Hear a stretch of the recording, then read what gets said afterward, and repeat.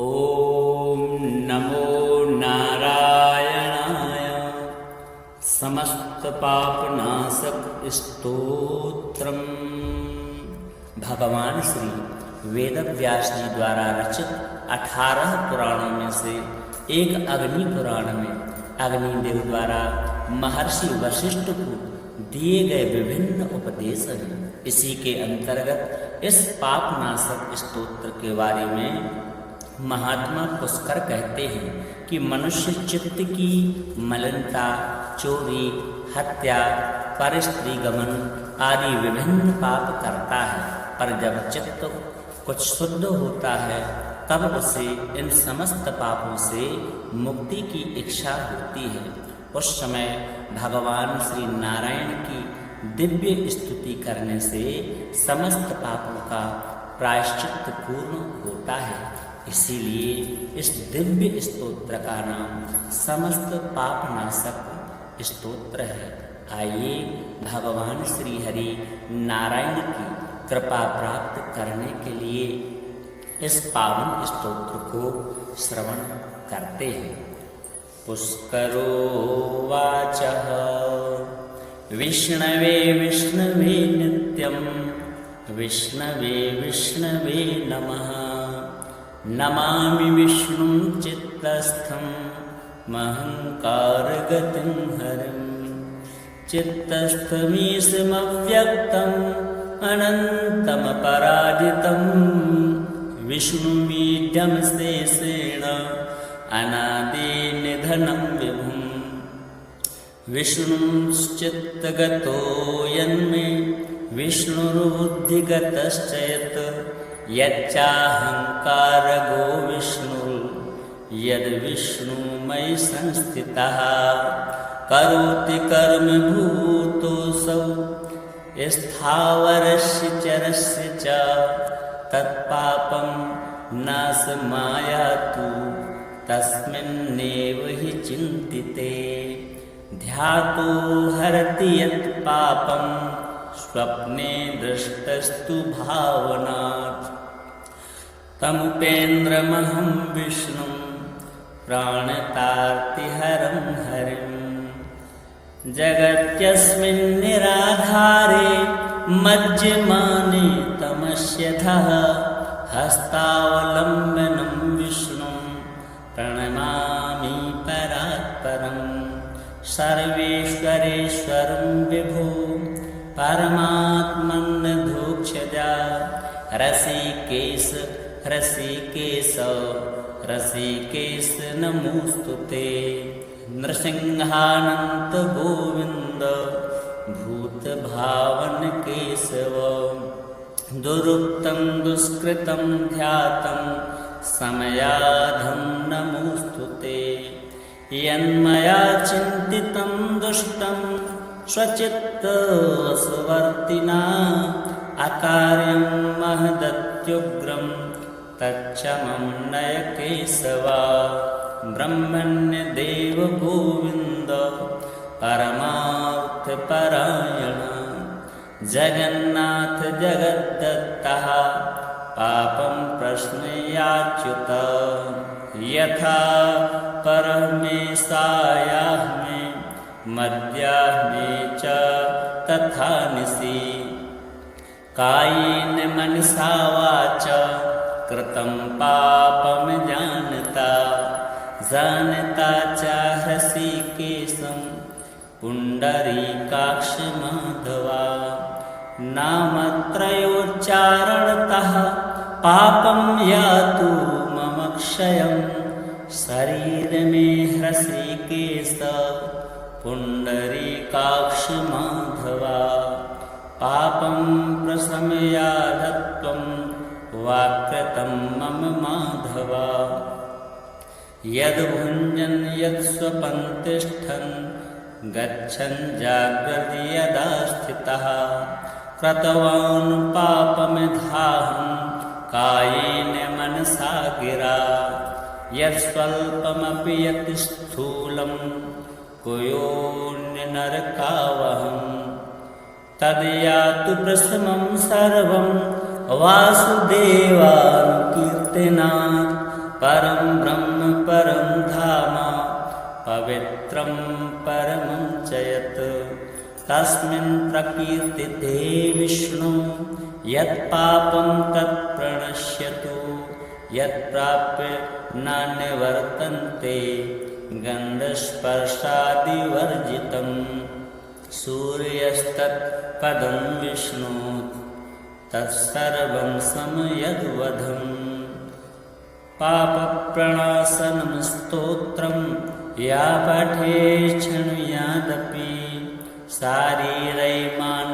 शारीरैर्मानसैर्वाग्यैः कृतैः पापैः प्रमुच्यते सर्वपापग्रहादिभ्यो याति विष्णोः परं पदं तस्मात् पापे कृते जप्यं स्तोत्रं सर्वादमर्दिनं प्रायश्चित्तमिधौधानां स्तोत्रं व्रतकृते वरं प्रायश्चित्तैः स्तोत्रजपैर्व्रतैर्नश्यति पातिकं विष्णवे विष्णवे नित्यं विष्णवे विष्णवे नमः नमामि विष्णुं चित्तस्थं महङ्कारगतिं हरिं चित्तस्थमीशमव्यक्तम् अनन्तमपराजितं विष्णुमीड्यं शेषेण अनादिनिधनं विभुं विष्णुश्चित्तगतो यन्मे विष्णुर्बुद्धिगतश्च यत् यच्चाहङ्कारगो विष्णुर्यद्विष्णुमयि संस्थितः करोति कर्म भूतोऽसौ स्थावरस्य चरस्य च तत्पापं नाशमायातु तस्मिन्नेव हि चिन्तिते ध्यातो हरति यत् पापं स्वप्ने दृष्टस्तु भावनात् तमुपेन्द्रमहं विष्णुं प्राणतार्तिहरं हरिं जगत्यस्मिन् निराधारे मज्जमाने तमस्यधः हस्तावलम्बनं विष्णुं प्रणमामि परात्परं सर्वेश्वरेश्वरं विभो परमात्मन्नधोक्षजा रसिकेश रसिकेश रसिकेश नमोऽस्तु ते नृसिंहानन्त गोविन्द भूतभावन केशव दुरुक्तं दुष्कृतं ध्यातं समयाधं नमोऽस्तु ते यन्मया चिन्तितं दुष्टं स्वचित्तवशवर्तिना अकार्यं महदत्युग्रं तच्चमं नय केशवा ब्रह्मण्यदेव गोविन्द परमार्थपरायण जगन्नाथ जगद्दत्तः पापं प्रश्नयाच्युत यथा परमेशायाः मे मद्याः मे च तथा निशि कायेन मनसा वाचा कृतं पापं जानता च हृषीकेशं पुण्डरीकाक्षमाधवा नामत्रयोच्चारणतः पापं यातु मम क्षयं शरीर मे हृषीकेश पुण्डरीकाक्षमाधवा पापं प्रशमयाधत्वं वाक्यतं मम माधवा यद्भुञ्जन् यत्स्वपन् तिष्ठन् गच्छन् जाग्रति यदा स्थितः कृतवान् पापमिधाहं कायेन मनसा गिरा यत्स्वल्पमपि यत् स्थूलं कुयोन्यनरकावहं तद्यातु प्रशमं सर्वं वासुदेवानुकीर्तनात् परं ब्रह्म परं धाम पवित्रं परमं च यत् तस्मिन् प्रकीर्तिते विष्णु यत्पापं तत्प्रणश्यतु यत्प्राप्य न निवर्तन्ते गन्धस्पर्शादिवर्जितं सूर्यस्तत्पदं विष्णु तत्सर्वं समयद्वधम् पापप्रणाशनं स्तोत्रं या पठे शृणुयादपि शारीरैर्मानसैर्वाग्यैः कृतैः पापैः प्रमुच्यते सर्वपापग्रहादिभ्यो याति विष्णोः परं पदं तस्मात् पापे कृते जप्यं स्तोत्रं सर्वादमर्दिनं प्रायश्चित्तमिधौधानां स्तोत्रं व्रतकृते वरं प्रायश्चित्तैः स्तोत्रजपैर्व्रतैर्नश्यति पातिकं विष्णवे विष्णवे नित्यं विष्णवे विष्णवे नमः नमामि विष्णुं चित्तस्थं महङ्कारगतिं हरिं चित्तस्थमीशमव्यक्तम् अनन्तमपराजितं विष्णुमीड्यं शेषेण अनादिनिधनं विभुं विष्णुश्चित्तगतो यन्मे विष्णुर्बुद्धिगतश्च यत् यच्चाहङ्कारगो विष्णुर्यद्विष्णुमयि संस्थितः करोति कर्मभूतोऽसौ स्थावरस्य चरस्य च तत्पापं नाशमायातु तस्मिन्नेव हि चिन्तिते ध्यातो हरति यत् पापं स्वप्ने दृष्टस्तु भावनात् तमुपेन्द्रमहं विष्णुं प्राणतार्तिहरं हरिं जगत्यस्मिन् निराधारे मज्जमाने तमस्यधः हस्तावलम्बनं विष्णुं प्रणमामि परात्परं सर्वेश्वरेश्वरं विभो परमात्मन्नधोक्षजा रसिकेश रसिकेश रसिकेश नमोऽस्तुते नृसिंहानन्त गोविन्द भूतभावन केशव दुरुक्तं दुष्कृतं ध्यातं समयाधं नमोऽस्तुते यन्मया चिन्तितं दुष्टं स्वचित्तवशवर्तिना अकार्यं महदत्युग्रं तच्छमं नय केशव ब्रह्मण्यदेव गोविन्द परमार्थपरायण जगन्नाथ जगद्दत्तः पापं प्रश्नयाच्युत यथा परमेशायाह्मे मध्याह्ने च तथा निशि कायेन मनसा वाचा कृतं पापं